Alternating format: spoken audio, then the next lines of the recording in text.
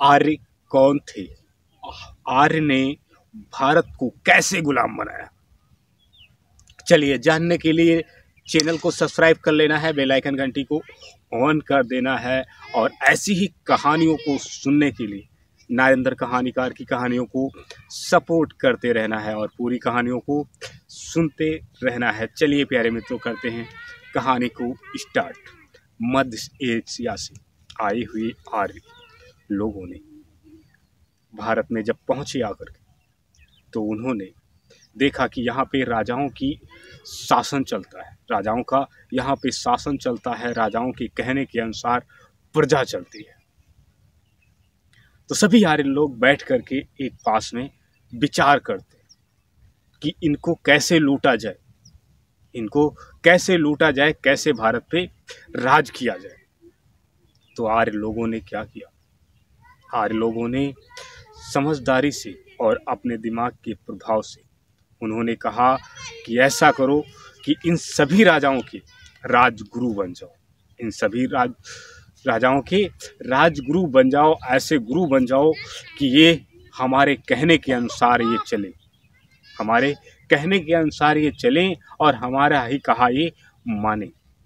सभी लोग अलग अलग राजाओं विवर्जित हो गए, अलग अलग राजाओं के पास विवर्जित हो गए और ये अपने भगवान का नाम लेकर के राजमहलों में प्रवेश होने लग।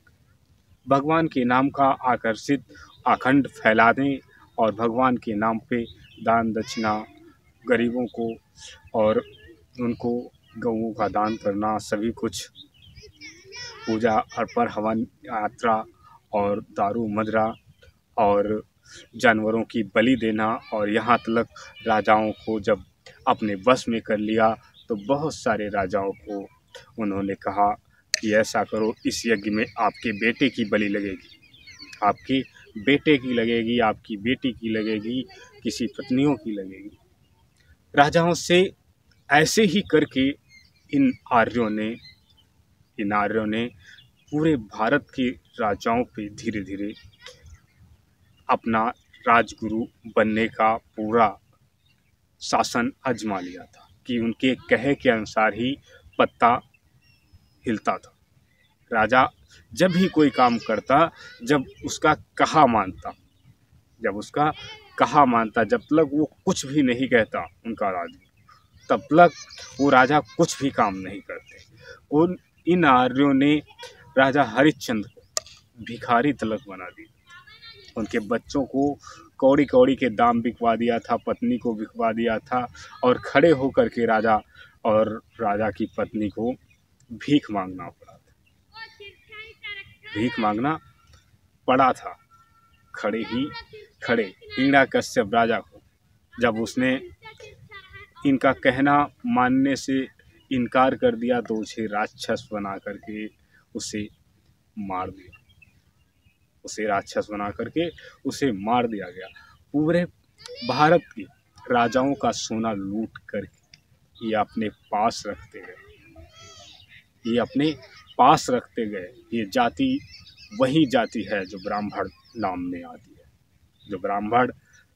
में आती है और ये आर्य ब्राह्मण जो अपने आप को पूजनीय कहते थे, इन्होंने सारे भारत के राजाओं को, कहानियाँ आपने बहुत सारी सुनी होंगी, किस प्रकार से राजाओं को इन्होंने अपना शासन जमाया और किस प्रकार से राजाओं को मारना चालू कर दिया। जिसे विष्णु कहा जाता था वो राजा एक नंबर का, जिसे कहते हैं आज के ज़माने में लड़कीबाज, उसी प्रकार से वो था, राजाओं की औरतों को निहारता।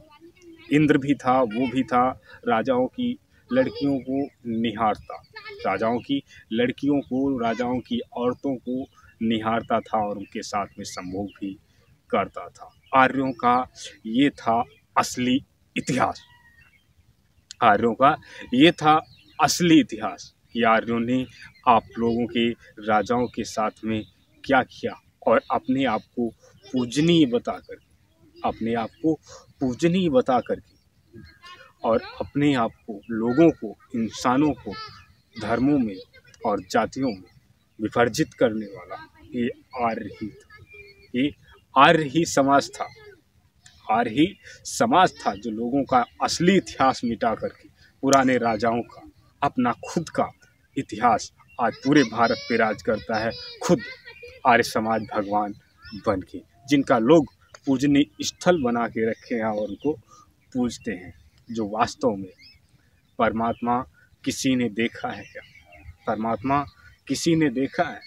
किसी आर्य से जाकर के पूछो, किसी संत या ऋषि से पूछो जाकर के, उसने वास्तव में ईश्वर को देखा है? वास्तव में ईश्वर को देखा है? ये लिखी हुई कथाएं और लिखी हुई सभी संप्रदाय और लिखी हुई सभी इतिहासें हर कोई, हर नागरिक इनके बारे में जानता है और हर नागरिक सुनता है। आर्य समाज का असली इतिहास क्या था, नरेंद्र कहानीकार ने आपको सुनाया। प्यारे मित्रों, यह चैनल पे आप न्यू हैं हमारे, तो चैनल को सब्सक्राइब जरूर कर लेना है और ऐसी ही कहानियों सुनने के लिए बेल आइकन घंटी को ऑन करके रखना है। वीडियोस अच्छी लगी, जानकारी अच्छी लगी तो वीडियोस को लाइक कर देना है और कहानी कैसी लगी ये कमेंट करके नरेंद्र कहानीकार को बता देना है। चलिए आइए नरेंद्र कहानीकार आपको फिर से मिलते हैं अपनी एक नई कहानी के साथ में। तब तक के लिए प्यारे मित्रों, आपको नरेंद्र कहानीकार का नमस्कार।